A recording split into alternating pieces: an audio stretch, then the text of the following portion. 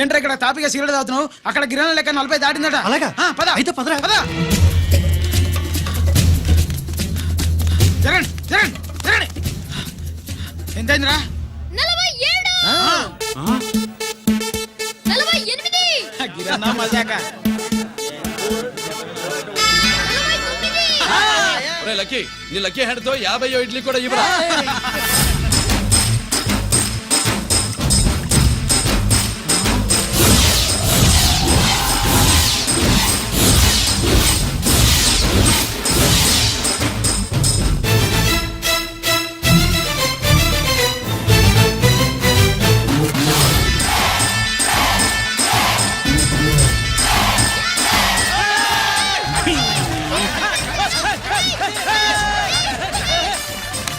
ప్రజలారా 50 ఇడ్లీలంటే 50 ఇడ్లీలంటే 2 కిలోల పిండి 50 ఇడ్లీలంటే కిరణ్ గెలుపు. అంతేకాదు బాబాయ్ ఓటమి కూడా.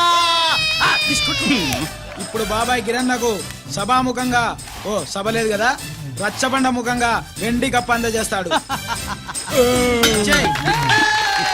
తీసుకున్నా. థ్యాంక్ యూ అన్నా, థ్యాంక్ యూ. పందెంలో ఎప్పుడు వెండి కప్ప ఎందుకు అడుగుతావు? సుబ్బలక్ష్మి నుంచి పెళ్లి చేయి మావా అంటే మా అమ్మాయి వెండి పళ్ళెలో తింటుంది, నువ్వు అరిటాకులో తింటావు, నీకు నా కూతుర్ని ఎలా ఇవ్వను అన్నాడు. అందుకే ఈ కప్పులన్నింటినీ కరిగించి 2 కంచాలు చేయిస్తాను. ఒకటి నాకు, ఇంకొకటి మా మామకి. మరి సుబ్బలక్ష్మికి? తను నేను తిన్న కంచంలోనే తింటుంది కదరా. అరే కంచం అంటే గుర్తొచ్చింది, ఇంటికెళ్ళి అన్నం తినాలి పద. మళ్ళీ అన్నమా?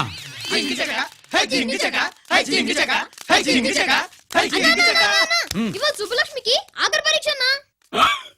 మర్చిపోయానురా. పరీక్ష బాగా రాయండి, ఈసారన్నా పాస్ అయి నా పేరు సుబ్బలక్ష్మి.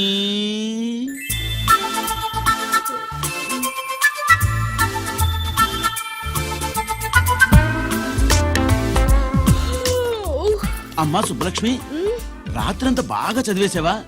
అలా ఎగ్జామ్ హాల్లో నిద్రపోకూడదమ్మా. అలా దరువేయకూడదమ్మా. అయ్యో అలా విజిల్ కూడా వేయకూడదు తల్లి. మరేం చేయొచ్చు? ఇష్టం లేకపోతే పేపర్ ఇచ్చి వెళ్ళిపోవచ్చు. ఆ సంగతి ముందే చెప్పొచ్చుగా. పట్టుకో. ముందే చెప్పాలా? రాసిందేం లేదు కానీ కోపం ఎక్కువ. వెళ్ళు వెళ్ళు. ఎందుకు వెళ్ళాలి? ఎందుకు వెళ్ళాలి? డబ్బు కట్టి చదువుకునేది బయటికి వెళ్ళడానికి కాదు, పరీక్షలు రాయడానికి. చూడు బాబు, ఇది ఎగ్జామినేషన్ హాలు. నేను సినిమా హాల్ అనుకున్నానే. అబ్బా బయట వాళ్ళు లోపలికి రాకూడదయ్యా. ఏంటి? నేను బయటపడినా? సుబ్బులు చెప్పవే. ఈ అల్లరి పిడుగు నా బావ. కాబోయే మొగుడిని చెప్పు. అప్పుడే పరీక్ష రాసేసావా? అసలు నేను రాయనిస్తేగా. ఏంటి నేను రాయనట్లేదా? వీడు రాయించేదేంటి? నువ్వు రాసేయ్.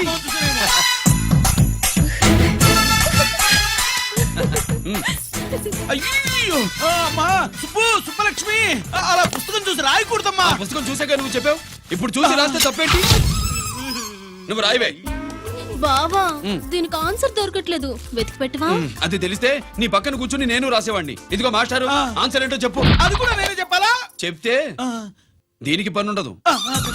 రామరామా ఇలా తల్లి ఇదిగో రాసుకో. ఇదిగో మాకంత స్వార్థం లేదు. ఇదిగో అమ్మాయిలు, మొదటి ప్రశ్నకు మీకు అందరికి ఆన్సర్ తెలుసా? అయితే రాసుకోండి. ఇదిగో మాస్టారు, అందరికి వినపడేలా పెద్దగా చెప్పు. బావా నువ్వు వచ్చావు కాబట్టి సరిపోయింది, లేకపోతే ఫెయిల్ అయ్యేదాన్ని. మా నాన్న చదువు మానిపించి పెళ్లి చేసేసేవాడు. చేస్తాడు. మీ నాన్న బయటపడ్డు గాని నన్ను చూస్తే తడిసిపోద్ది. అదే సౌంటలు పట్టేస్తాయి. ఏరా లక్కీ. బావా మా నాన్న. సుబ్బులు, నువ్వు వెళ్ళి అక్కడ దాకో, మా మామతో నేను మాట్లాడతానుగా. హలో మామా, ఏంటి ఈ టైంలో ఇక్కడ? సేమ్ టు సేమ్ క్వశ్చన్ నేను నిన్ను అడుగుతున్నా. నీకోసమే మామా. నా కోసమా? ఏమి లేదు, మన సుబ్బులు ఊక సుబ్బులు అని సబ్బురాయి ఒక బాగుండదు. నా కూతురికి ఎప్పుడు ఎక్కడ ఎవరితో పెళ్లి చేయాలో బాగా తెలుసు. మరి అన్ని తెలిసిన వాడివి సుబ్బులు వెళ్ళాక వచ్చావేంటి మామా? సుబ్బులు అప్పుడు వెళ్ళిపోవటం ఏంటి? అవును, ఎప్పుడో వెళ్ళిపోయింది. ఎక్కడికి? రామాలయానికి. అక్కడికి వెళ్ళి ఎదురు చూస్తూ ఉంటుంది. పాపం నా కోసమే ఉంటది. కాదు, మన కోసం. అబ్బా గంట కొట్టి మరీ చెప్తున్నాడు రోయ్, వీడి కోసం అంట. నీకు తెలియకుండా రోజు మేము కలుసుకునేది రామాలయంలోనే మావా. ఆశ చెప్పడం ఇవాళ నేను నాకు టైం కాలం ఇవ్వను ఆ. నీకంటే ముందే నేను వెళ్ళిపోయి ఆ. మా అమ్మాయిని తీసుకెళ్ళిపోతా bye side please bye bye bye డబ్బు మీద కాలేశాడు జారడం ఖాయం అవునా రామాలయంలో కలుసుకుంటా ఉంటాడేంటి హ! అసలు ఈ ఊళ్ళో రామాలయమే లేదు కదా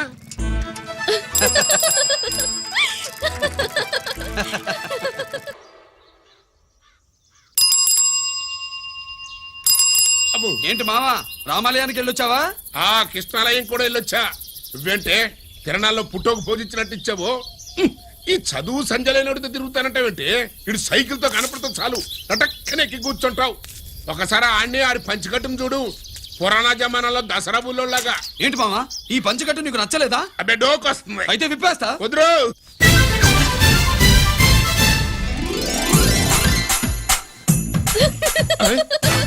కలుపుకోవే చిన్నప్పటి నుంచి అలవాటుగా నాన్న ఉండదు ఆడితో తిరిగి కూడా పాడైపోయింది అటు చూడబాకవే మావా ఈ లుంగి కట్టుడు ఎలా ఉంది నాకు చాలా బాగుంది నోరు మూయవే. నీకు బాగుండాల్సింది ఈ లుంగి కట్టుకున్నాడు కాదు యూనిఫారం వేసుకున్న పెద్ద బావ నెక్స్ట్ కోఆపరేటివ్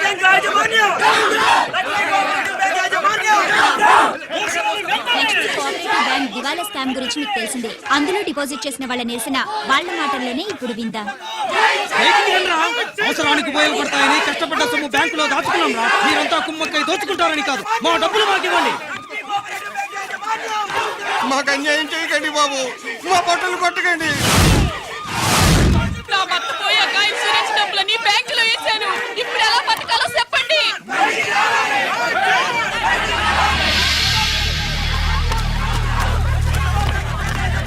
ప్లీజ్ నేను చెప్పేది వినండి. మీ కూడా నా మాట వినరా? మీరు ఇలా అరవటం వల్ల ప్రయోజనం లేదు. ప్లీజ్ అరే నేను చెప్పేది వినిపించుకోరా? మీరు చెప్పేది వినిపించుకోండి, మీ ఇష్టం వచ్చినట్టు చేసుకోండి, మీ దిక్కులో చెప్పుకోండి. పరిస్థితులను అర్థం చేసుకోకుండా ఇలా గొర్రెల్లో వచ్చి అరిస్తే సమస్యలు తీరిపోతాయా? నాకు సంబంధం లేదు, వెళ్ళండి. వెళ్ళి రిజర్వ్ బ్యాంక్ అడగండి. పండి ఎక్కడి నుంచి. నేను ఎవరికి సమాధానం చెప్పను.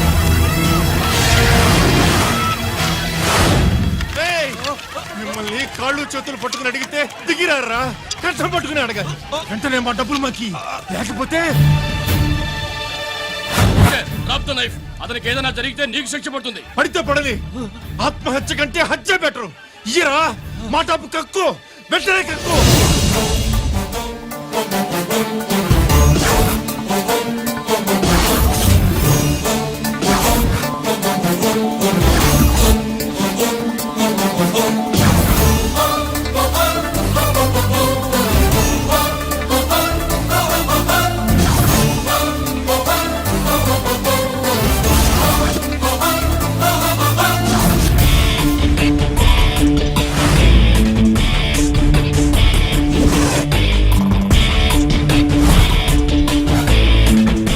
రావద్దు, వద్దు, దగ్గరికి రావద్దు, వద్దు. మాట్లాడలేరా? మాట్లాడు.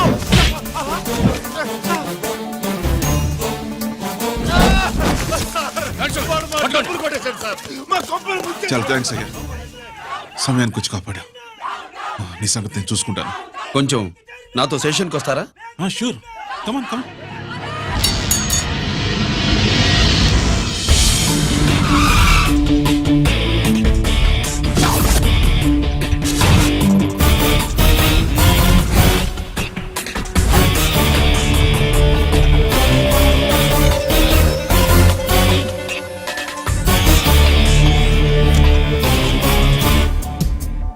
ఇదేంటి ఇక్కడ తీసుకొచ్చావు? ఎన్కౌంటర్ చేయడానికి. నా గురించి నీకు ఇంకా పూర్తిగా తెలిసినట్లేదు. తెలుసుకోవడానికి నీదేమన్నా అన్నమయ్య కదట్రా, దొంగ రాసుకెళ్ళి కదే కదా. మధ్య తరగతి వాళ్ళ దగ్గర నుంచి డిపాజిట్లు తీసుకున్నావు, ఆ డబ్బుని కోటీశ్వర్లకి లోన్గా ఇచ్చావు, బ్యాంకుని దివాళా తీయించావు. సిగరెట్ తాగితే గుండె పాడవుతుంది, లిక్కర్ ఎక్కువైతే లివర్ పాడవుతుంది. నీలాంటి స్కౌండ్రల్స్ ఉంటే సొసైటీ పాడవుతుంది. నీ దగ్గర సెల్ ఫోన్ ఉందా? ఏ ఫోన్ వస్తుందా? ఎక్కడి నుంచి? అక్కడి నుంచి ఇక్కడి నుంచి కాదమ్మా, డైరెక్ట్ గా సీఎం పేషి నుంచి. చూసుకుని ఎవరు? హలో, ఎవరు? చైర్మన్ గారా? సారీ సార్, 5 నిమిషాల ముందే ఎన్కౌంటర్లో చనిపోయాడు.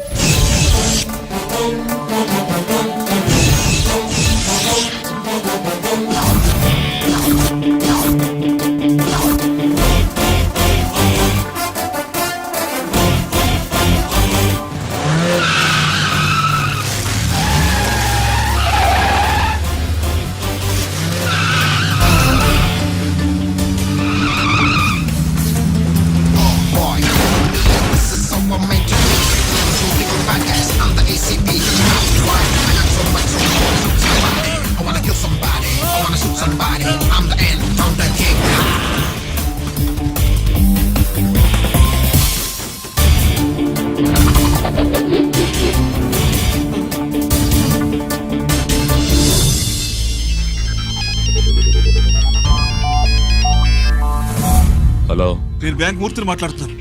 ఏసీపీ రంజిత్ కుమారు.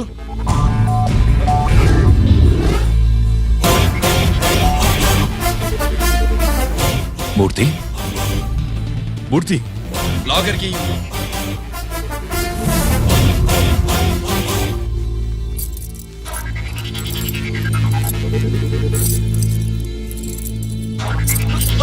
సెక్యూరిటీ లేకుండా 50 కోట్లు జీకేకి లోన్ ఇచ్చావే, ఎవడ్రా జీకే?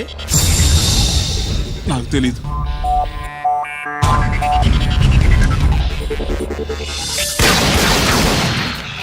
మూర్తి హలో, నేనెవరో తెలుసా? జీకే. నువ్వు జీకే అయితే నేను ఈకే రా, ఎన్కౌంటర్ కింగ్.